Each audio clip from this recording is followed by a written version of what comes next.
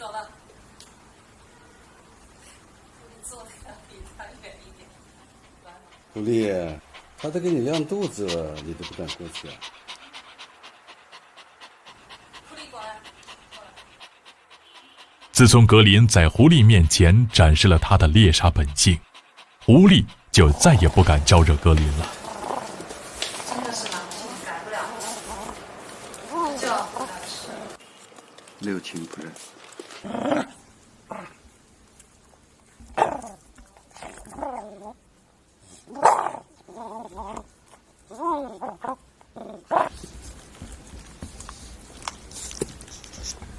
他的伙食比我和狐狸都好。狐狸啊，吃狗粮的，格林顿顿吃肉啊。狼心天你吃肉啊，那没办法的。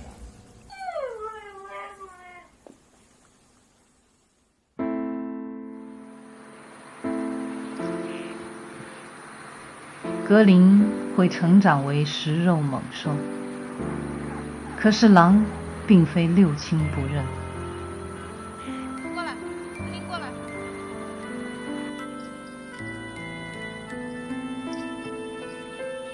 在他的眼里，我们就是亲人，他都会表达对我的热情和依恋，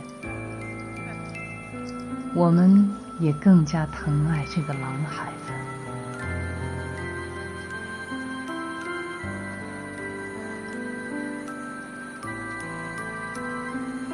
格林乖，走吧，走回家。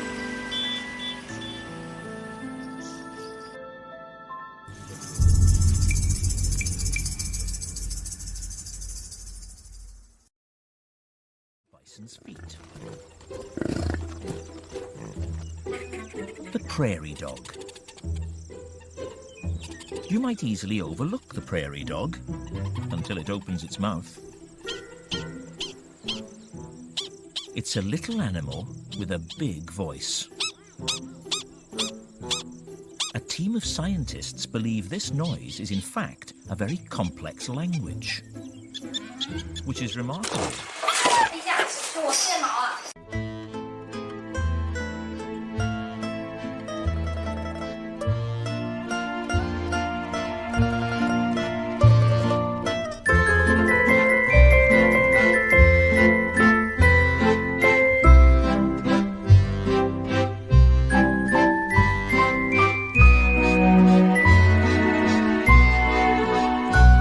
这花样是作死啊，格林。他不会是一只哈士奇吧？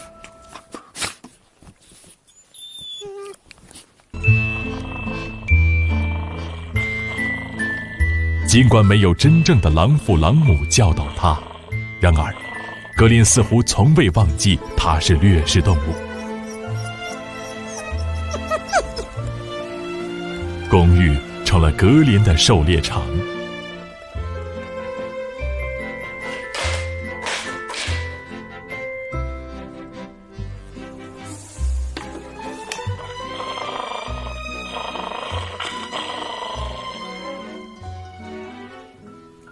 电线不准摇，不准，零。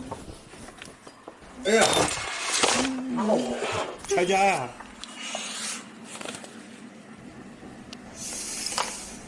哎呦，好痛哦！头给我砸了个包，这小子太害了，你得管管他了。你管得了吗？我的命令对狼来说只是个建议，一片狼藉，他跟什么都能打一架。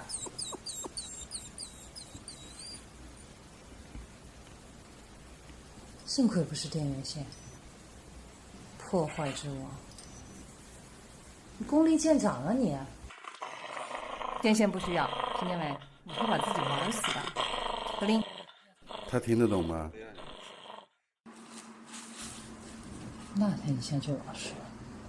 这招还是跟狐狸学的，狐狸以前在他的牛奶里面放辣椒，从那以后那个碗他都不敢碰。哎，行了，不作不死。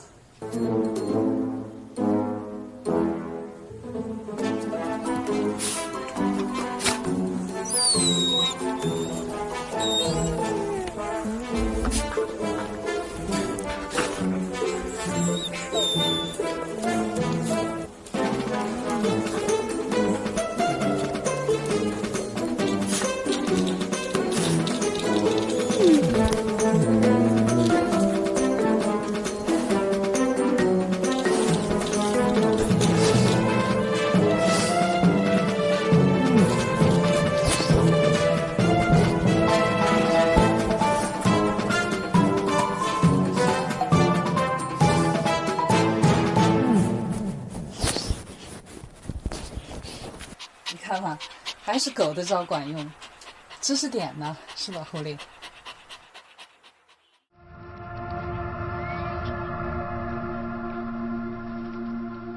格林的学习方式不仅来源于他的经历，还有他的好奇心。他从小还喜欢看电视，特别是关于动物的节目。它们是伊比利亚狼，欧洲境内血统最纯正、数量最庞大的种群。他最喜欢看电视，电视呢也是他唯一能够看见同类的地方。2个月里，他很认真地看了几10部关于狼的纪录片。他是一个接受现代多媒体教育的狼。一峰说啊，他就差不会上网了。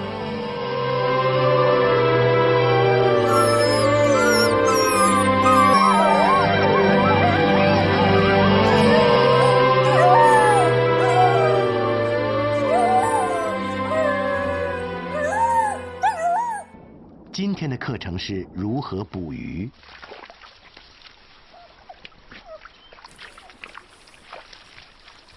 通过这种并不巧妙但却行之有效的技巧，维伊科在池塘里制造出了巨大的混乱，迫使鲑鱼游动。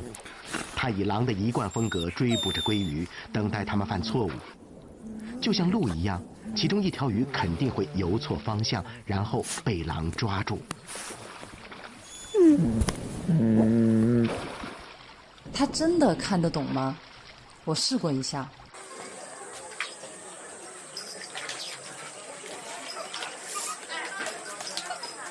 嘿家伙！看现场的表现。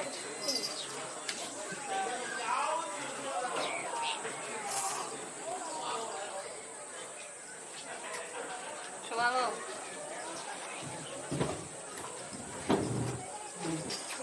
他还在看有没有，因为那个盆子底下有个图案，你看见没？有点像里面还有东西。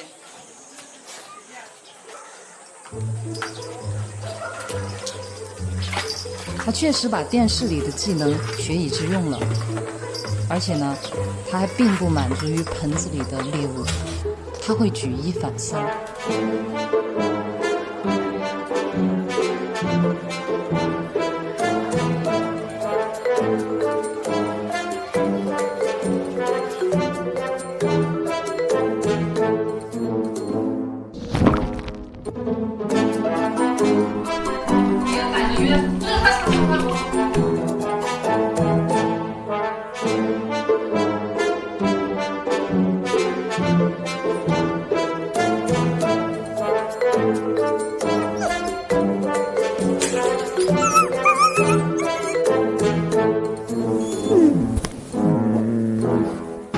那是道硬菜，你搞不定的。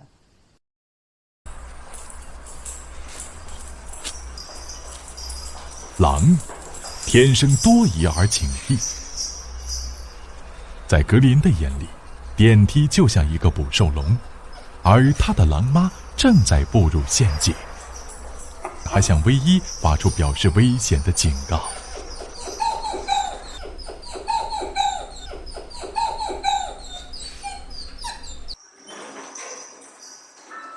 后来格林明白了，电梯对唯一无害，他就不再哀嚎，但他仍旧固执地坚持不进电梯。格林有自己的方法。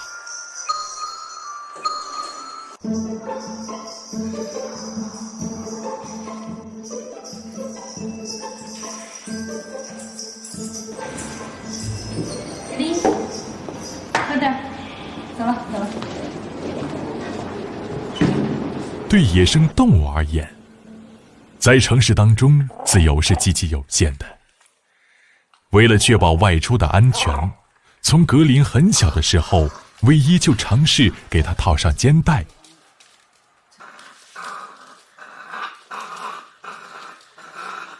但是事与愿违，格林咬断了无数根肩带，还经常抢了绳索直接扔掉。嗨，我那400多块钱呢。直到格林2个月大，他依然坚决抗拒像狗一样被人牵着走，哪怕磨破爪子和肚子，也要反抗到底。上街必须拴绳子啊！这城市里的规矩就是这样，要不然不能带你出来了。你听话吗？这小子犟得很。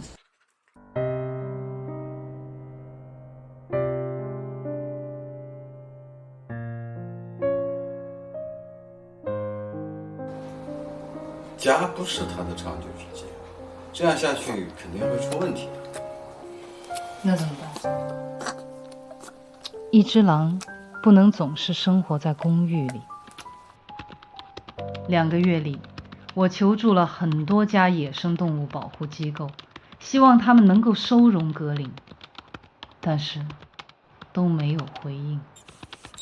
这时，唯一曾经求助过的国外狼保护区来信愿意接受格林，考虑再三，唯一婉拒了。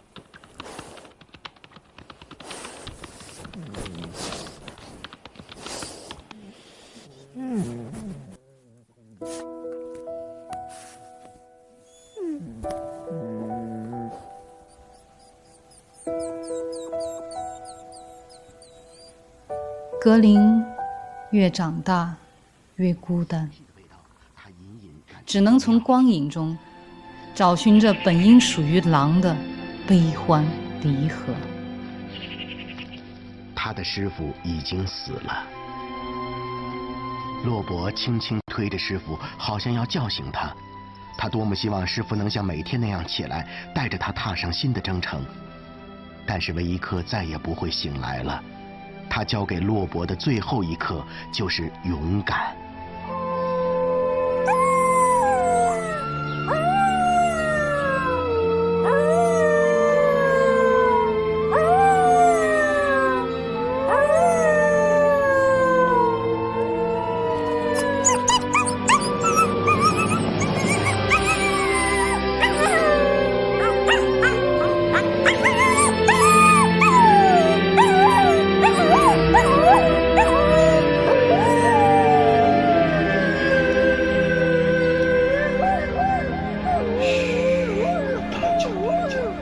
快关窗户！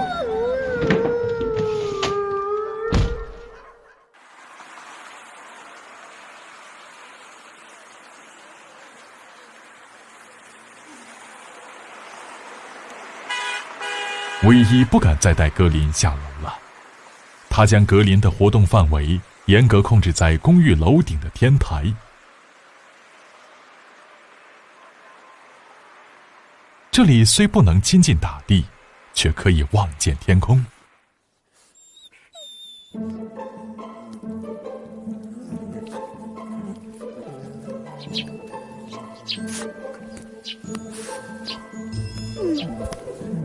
在没有任何娱乐的楼顶，唯一尽量不让格林感觉孤独。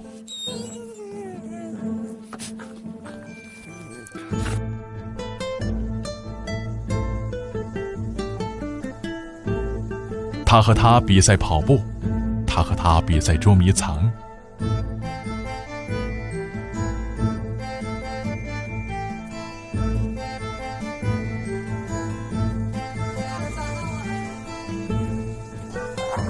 他和他比赛抢骨头。比赛的成绩基本是这样：赛跑我没赢过，捉迷藏他没输过，抢骨头我想平分，他不干。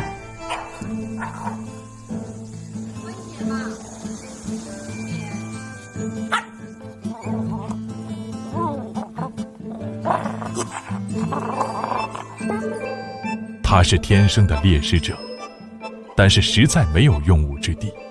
格林成了一匹蜗居城市的宅狼。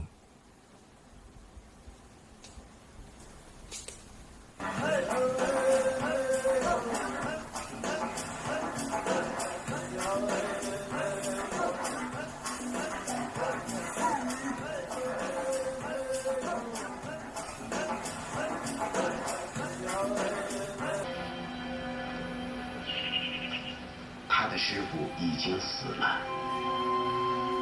洛伯轻轻推着师傅，好像要叫醒他，但是维伊克再也不会醒来了。他不要让他看悲情戏，最后一刻就是勇敢。一会儿到了晚上又鬼哭狼嚎的。换台。哦。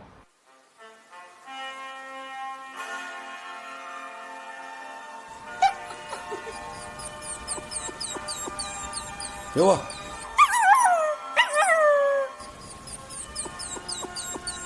给我，乖嘛！看完大结局还你。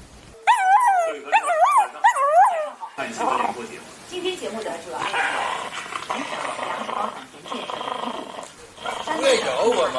叫就叫嘛，你激动什么？激动你咬我，拿我2013年的。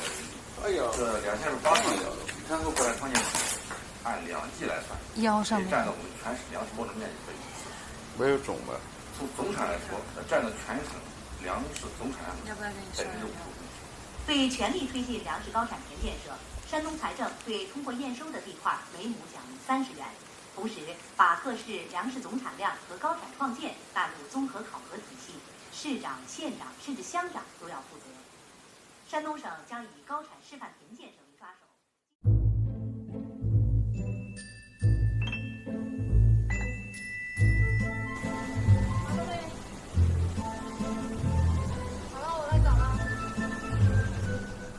不久以后，他们又有了新的游戏——藏肉。藏肉绝非仅仅是好玩的游戏，对狼而言，它和猎食一样重要。刚开始，格林藏肉的手段并不高明，在这个挖不了洞、刨不了坑的水泥楼顶，要让他完美的藏好一块肉，确实太难为他了。我也找到你的肉了，再换一个地方，想好藏在哪儿？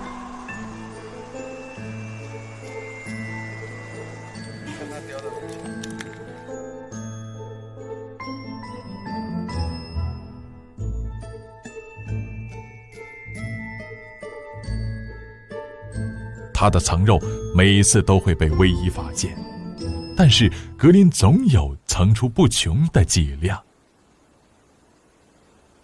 平时，唯一找格林的藏肉，他绝对是要跟前跟后，显得非常紧张。但这次，这小家伙怎么这么淡定？让开，让开！哎呀，他把人藏在屁股底下。啊？俗话说，越是危险的地方越安全。小小的格林竟然玩起了这灯下黑的诡计。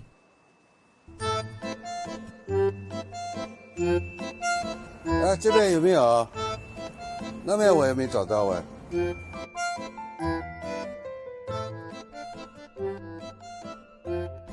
这小子狡猾得很，饿他2天，让他自己找。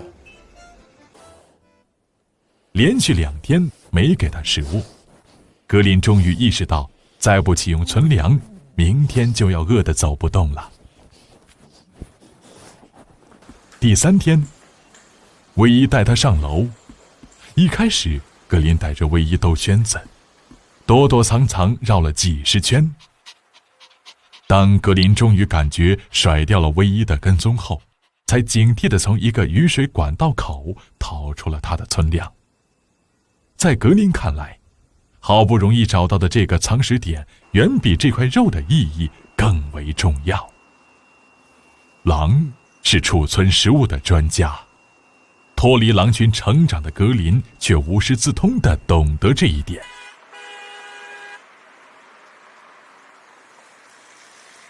你有没有试过站在高楼顶上俯瞰我们居住的这个城市？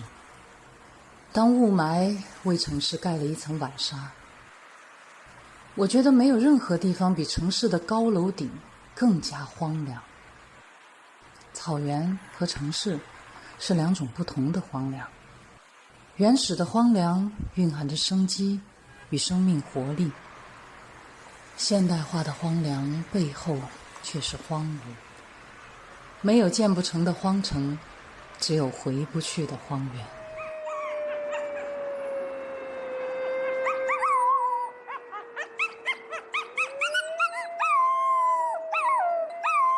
随着格林慢慢长大，一些属于狼之天性的东西会越来越多地显露出来。有的本领生来就沉睡在格林的基因里，等待被唤醒的一天。然而，在这高楼林立的城市里，这些天性也可能一辈子会沉睡下去。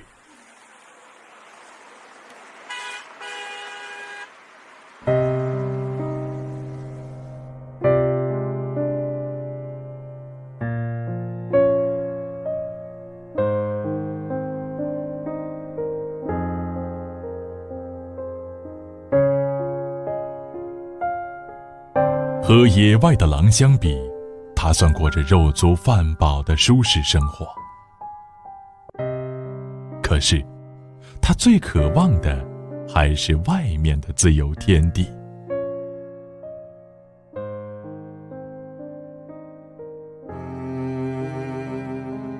下不了庭院的格林，每天眼巴巴盼望的就是上天台。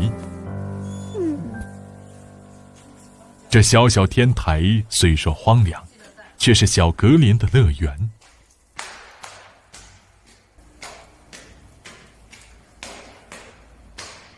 哦吼，不让进了。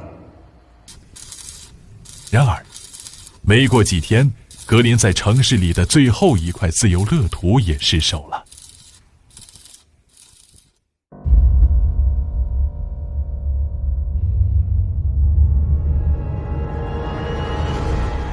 就他，就是他，说到你了。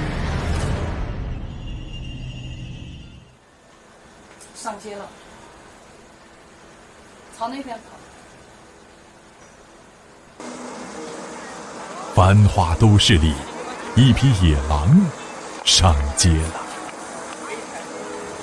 那边。受到惊吓的格林窜上了主车道，造成了交通阻塞。一直到晚上，他们才找到了围困在马路边绿化带中的格林。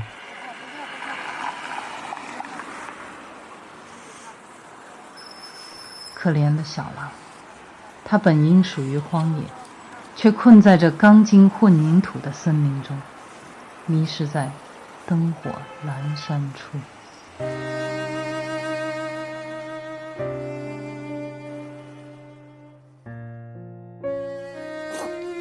好悬哦，差点被碾死，想想都后怕。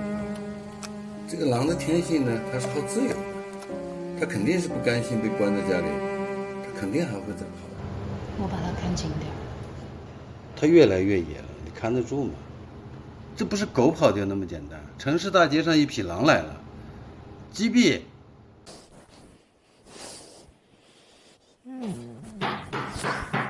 谁啊？有人来了，你把他抱进去。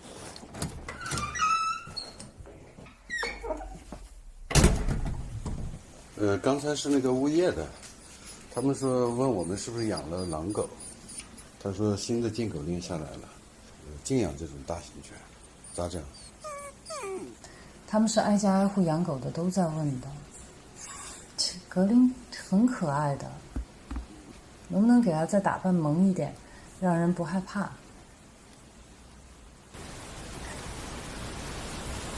其实这样子应该像狗吧？就是一只土狗。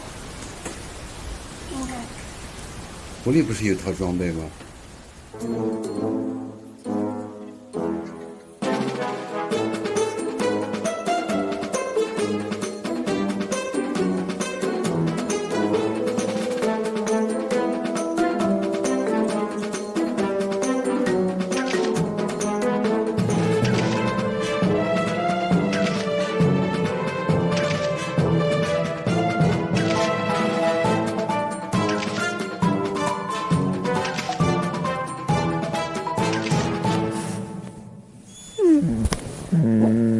这样肯定不行的，就算把它的毛都剃光了，它也是片裸狼。他们说这一次新的禁狗令还挺严的，还是想想别的办法吧。那怎么办？似乎最好的去处就只有是断奶。那就要关他一辈子了。但至少他能活着，还有什么比活着更重要吗？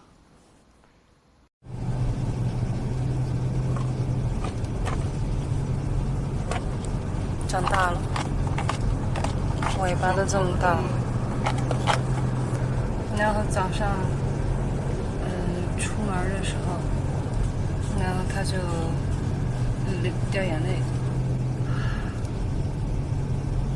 从小到大，我都觉得动物园里应该有动物，动物也应该去动物园。可是我从来就没有细想过，它们是从哪儿来的，它们在这儿的意义是什么？我们凭什么圈禁它们？它们本来应该属于哪儿？格林官，妈妈先进去看一下，你在车里等我，听话啊，听话。那边。这边。好好。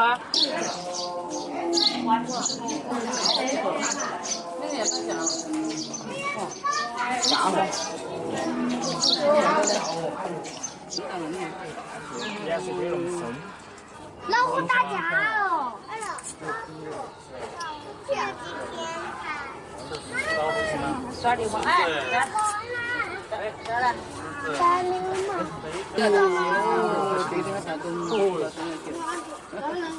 他们在耍一个，他们在耍游戏。走那边。狼来了，狼来了！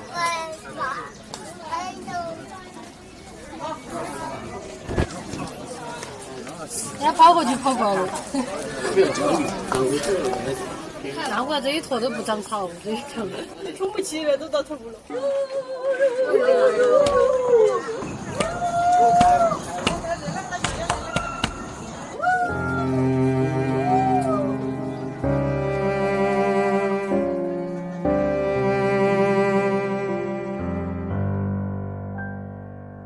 假如玻璃的那一面是格林，这就是他以后的生活吗？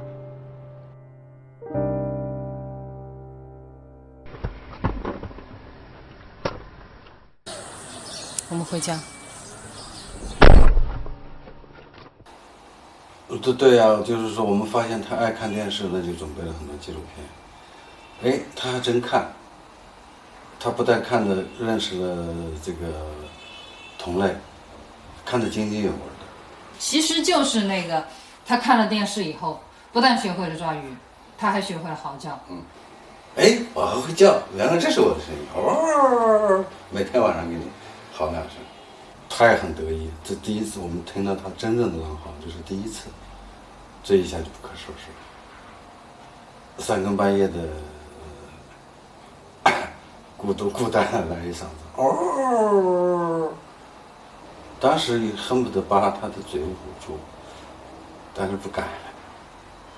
你也捂不住。他捂不住，他是孤单了嘛。那自从学会抓鱼，学会了嚎叫，新的问题就来了。他意识到了，学会了自己本应该发生的事情，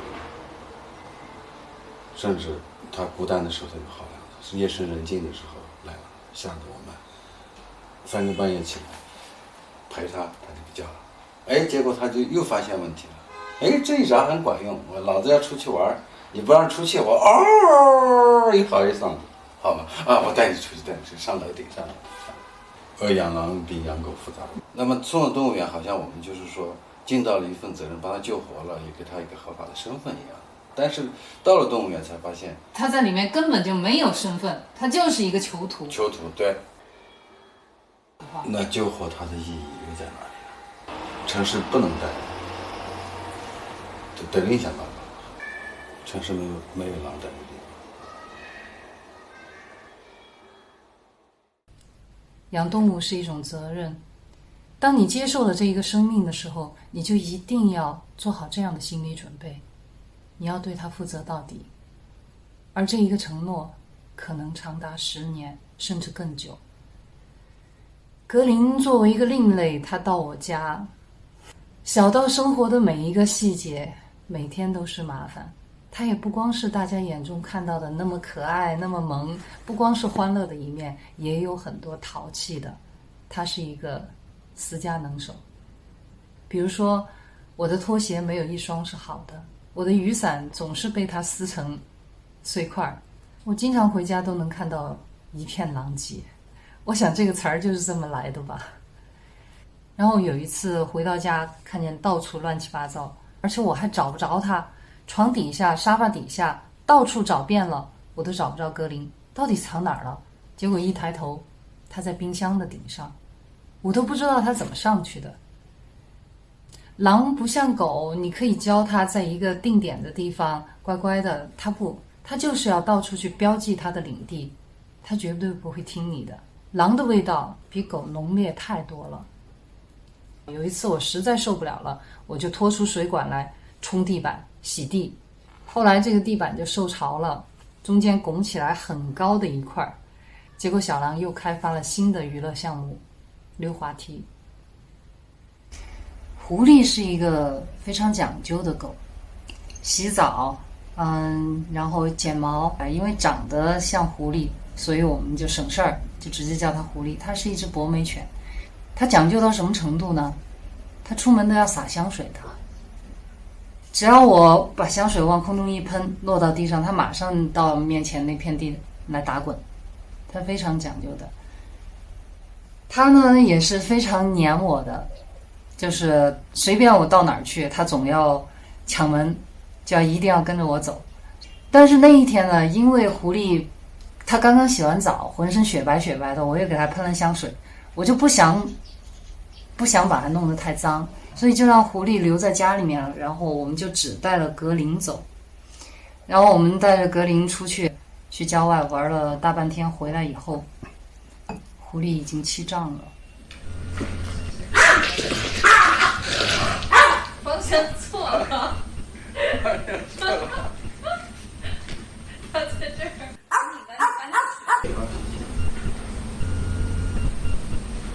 就是他。这么好的肉，狗给你。那我告诉你啊，一会儿小狼出来吃了这块肉骨头，那是你自找的哈，我可是先喂你的哈，吐出来了。你绝食，你给我绝，我看你绝得了多久？先欢迎你。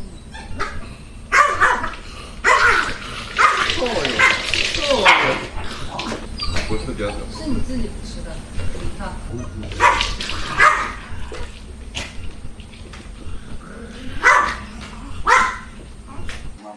你安慰安慰他吗？我在安慰。狐狸最乖了啊！你是香狗。狐狸是最香的狗，就是那个狼最臭哈，小臭狼哈，老是惹你，高兴点了。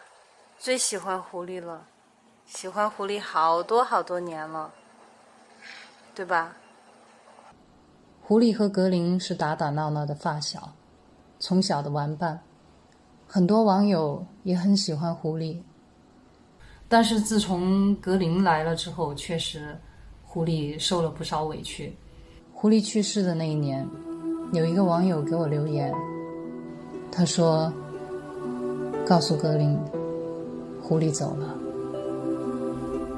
2014年8月12日凌晨，心脏衰竭，呼吸衰竭，他气儿都喘不过来了，但是他执意地爬到柜子的下面，不让我看见。他伤心难过，忍着他自己，挺想他的。8月12号凌晨2点58分，我们再也没有狐狸了。多乖的一条狗，陪我10年时间，再也没有了。狐狸，下辈子我们还要在一起。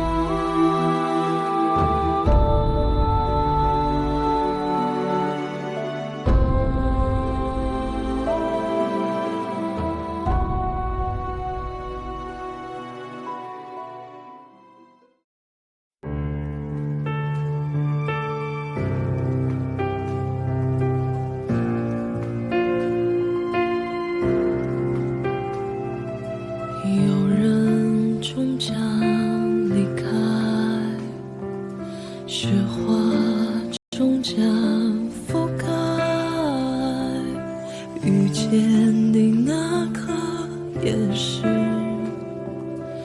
分离的开始。日暮会迎来散场，昙花会终将绽放。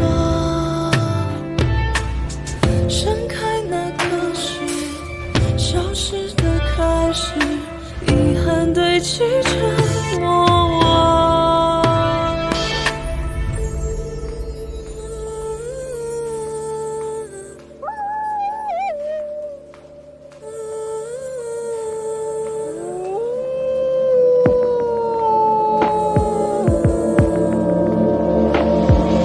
想念会有声音吗？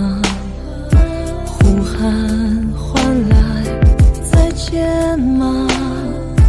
分离的那刻也是遇见的开始。日暮会迎来散场，昙花会终将绽放。消失那刻是重生的开始，重返最初的模样。